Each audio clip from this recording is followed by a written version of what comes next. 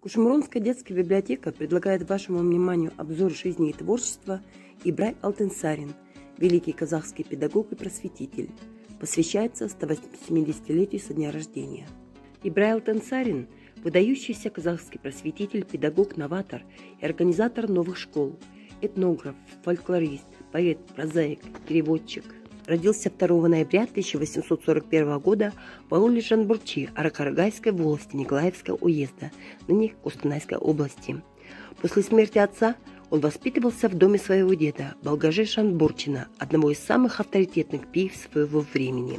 В 1850 году, когда Ибраю исполнилось 9 лет, в Оренбурге, административном центре Тургайской области, открылась первая особая школа для казахских детей, куда Балгажа отдал своего внука.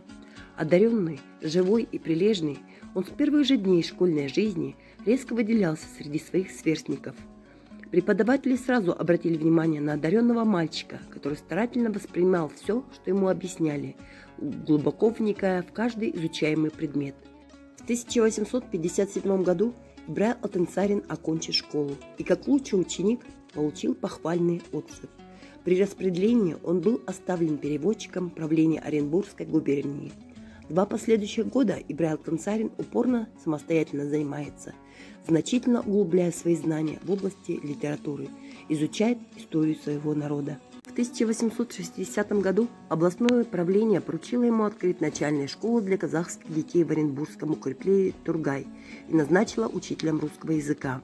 На средства меценатов он приступил к строительству школьного помещения, которое 8 января 1864 года торжественно было открыто.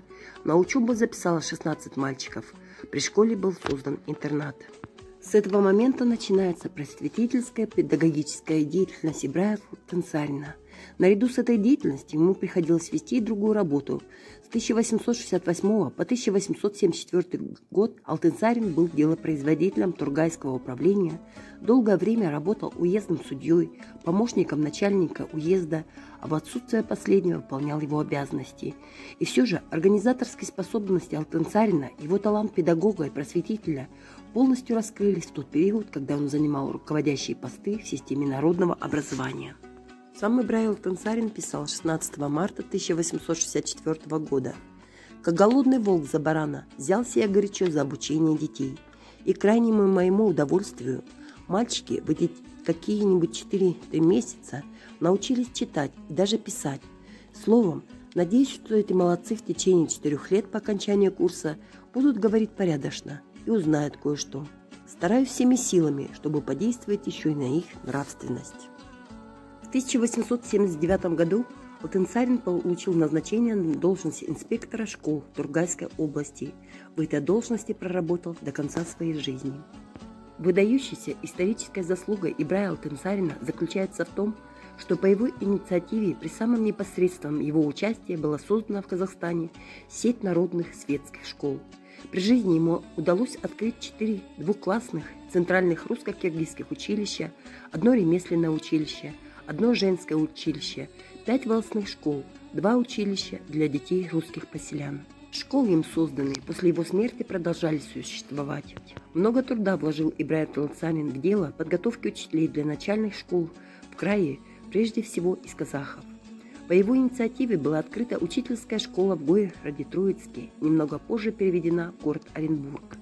Ибрай Алтынсарин не только открывал светские народные школы, но и разрабатывал для них дидактические принципы обучения и воспитания детей, создавал учебные и методические пособия, регулярно осуществлял инспекторский надзор, ежегодно посещая каждую школу, заботился о создании библиотеки при каждой школе.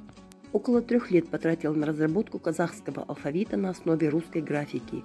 Еще до назначения на должность инспектора Тургайской области Алтынсарин приступил к составлению учебных пособий для учащихся русско-казахских школ.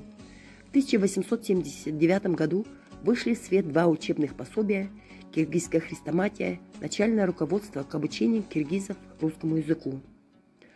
Обе книги занимают особое место в истории и культуре Казахстана, как памятники письменной литературы, а также как учебные пособия, составленные по научному принципу. Большую художественную, историческую и познавательную ценность представляет публицистическое наследие Ибрая Алтынсарина.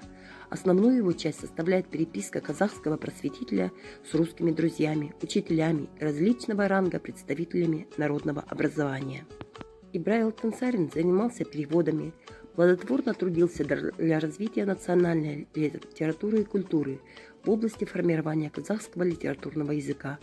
Перевел на казахский язык произведения Льва Толстого, Ушинского, Крылова, Паульсона и многих других.